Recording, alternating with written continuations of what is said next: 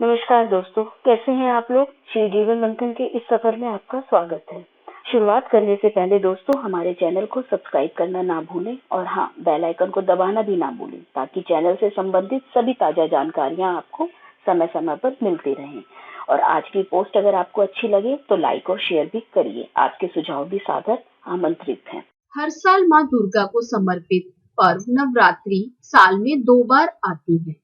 यह हिंदू धर्म के प्रमुख पर्वों में से एक है, जिसमें माँ आदि शक्ति की उपासना की जाती है। 9 दिनों तक चलने वाले इस पर्व में माँ दुर्गा के 9 रूपों की आराधना होती है। शास्त्रों में माँ दुर्गा को शक्ति की देवी बताया गया है, इसीलिए इसे शक्ति की उपासना का पर्व भी कहा जाता है। नवरात्र में 9 दिनों तक व्रत किया जाता है। मान्यता है कि नवरात्र के व्रत रखने वाले को माँ दुर्गा का आशीर्वाद मिलता है और उनके सभी संकट दूर हो जाते हैं। माता रानी उनकी सारी मनोकामनाएं पूर्ण करती हैं। अब सुनते हैं नवरात्रि व्रत कथा। एक समय बृहस्पति जी ब्रह्मा जी से बोले, हे ब्राह्मण श्रेष्ठ, चैत व अश्विन मास के शुक्ल पक्ष में नवरात्र का व्रत और उत्सव क्यों किया जाता है? इस व्रत का क्या फल है? इसे किस प्रकार करना उचित है? पहले इस व्रत को किसने किया, सो विस्तार से कहिए। बृहस्पति जी का ऐसा प्रश्न सुन ब्रह्मा जी ने कहा, हे बृहस्पति, प्राणियों के हित की इच्छा से तुमने बहुत अच्छा प्रश्न किया है। जो मनुष्य मनोरथ पूर्ण करने वाली दुर्गा, महादेव सूर्य और नारायण का ध्यान करते हैं, वे मनुष्य धन्य हैं। यह नवरात्र व्रत संपूर्ण कामनाओं को पूर्ण करने वाला है। इसके करने से पुत्र की कामना वाले को पुत्र, धन की लालसा वाले को धन, विद्या की चाह रखने वाले को विद्या और सुख की इच्छा वाले को सुख मिलता है। इस व्रत को करने से रोगी मनुष्य का रोग दूर हो जाता है, मनुष्य की संपूर्ण विपत्तियां दूर हो जाती है और घर में समृद्धि की वृद्धि होती है। बंध्या को पुत्र प्राप्त होता है, समस्त पापों से छुटकारा मिल जाता है और मन का मनोरथ सिद्ध हो जाता है। जो मनुष्य इस नवरात्र व्रत को नहीं करता, वह अनेक दुखों को भोगता हुआ रोग से पीड़ित हो अंगहीनता को प्राप्त करता है। उसकी संतान नहीं होती, वह धन धान्य से रहित हो भूख और प्यास से व्याकुल घूमता फिरता है तथा संज्ञाहीन हो जाता है। जो सद्वा स्त्री इस व्रत को नहीं करती, वह पति सुख से वंचित हो नाना दुखों को भोगती है।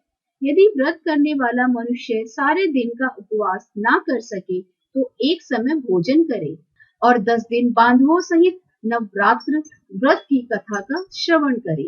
हे बृहस्पति, जिसने पहले इस महाव्रत को किया है, वह कथा मैं तुमसे सुनाता हूँ, तुम सावधान होकर सुनो।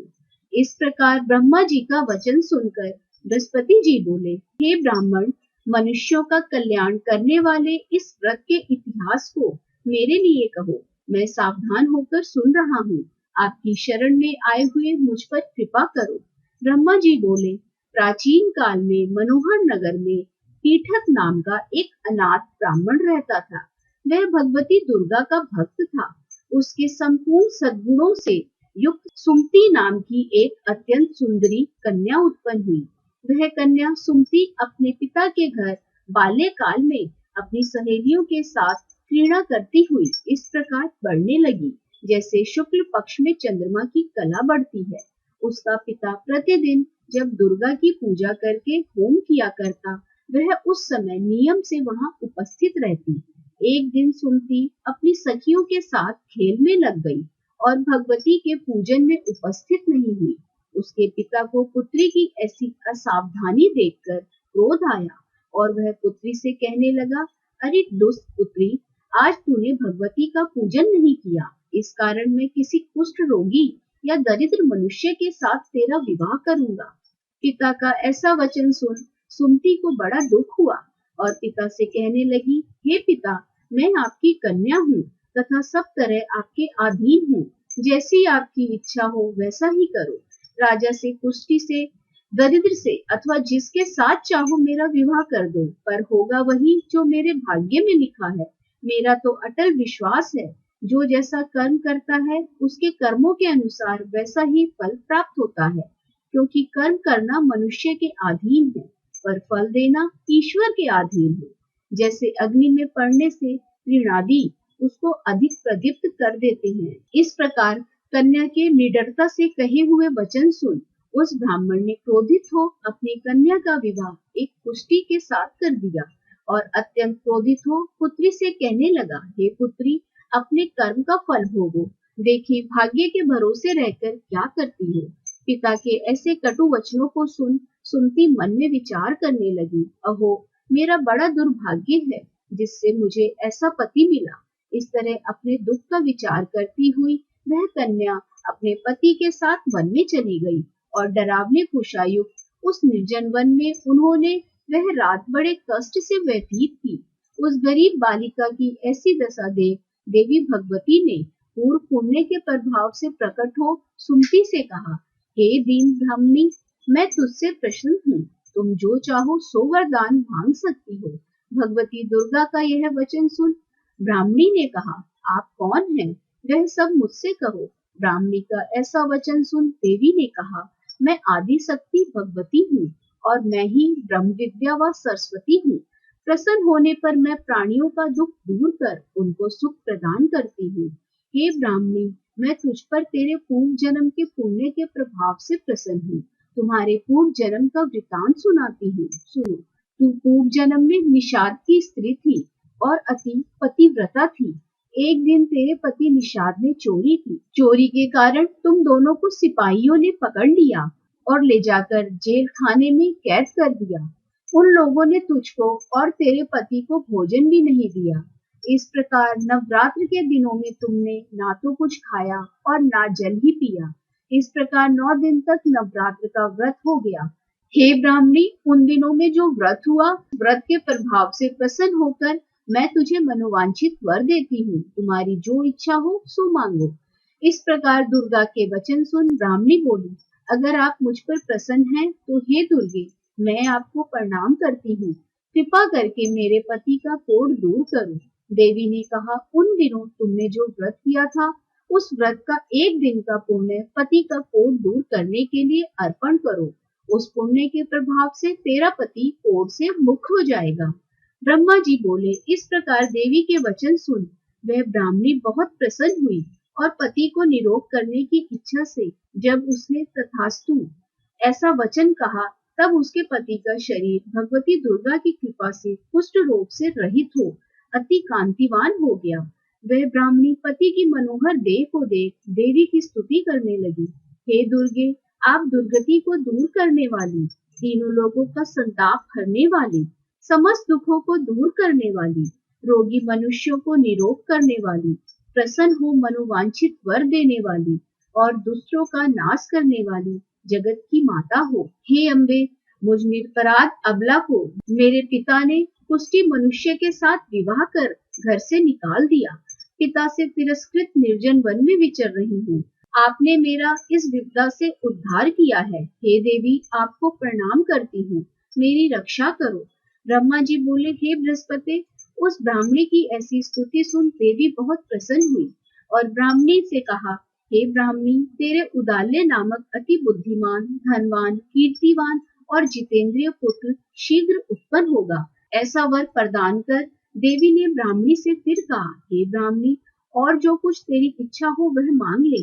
भगवती दुर्गा का ऐसा वचन सुन सुमति ने कहा, हे भगवती दुर्गे, अगर आप मुझ पर प्रसन्न हैं तो कृपा कर मुझे नवरात्र व्रत की विधि और उसके फल का विस्तार से वर्णन करें। महात्मे, इस प्रकार ब्राह्मणी के वचन सुन दुर्गा ने कहा, हे ब्राह्मणी, मैं तुम्हें संपूर्ण पापों को दूर करने वाले नवरात्र व्रत की विधि बतलाती हूँ, जिसको सुनने से मोक्ष की प्राप्ति होती है। आश्विन मास के शुक्ल पक्ष की प्रतिपदा से लेकर 9 दिन तक विधि पूर्वक व्रत करें। यदि दिन भर का व्रत ना कर सके तो एक समय भोजन करें।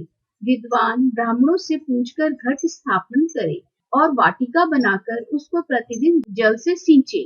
महाकाली, महालक्ष्मी और महासरस्वती देवी की मूर्तियां स्थापित कर उनकी नित्य विधि सहित पूजा करें और पुष्पों से विधि पूर्वक अर्घ्य दें।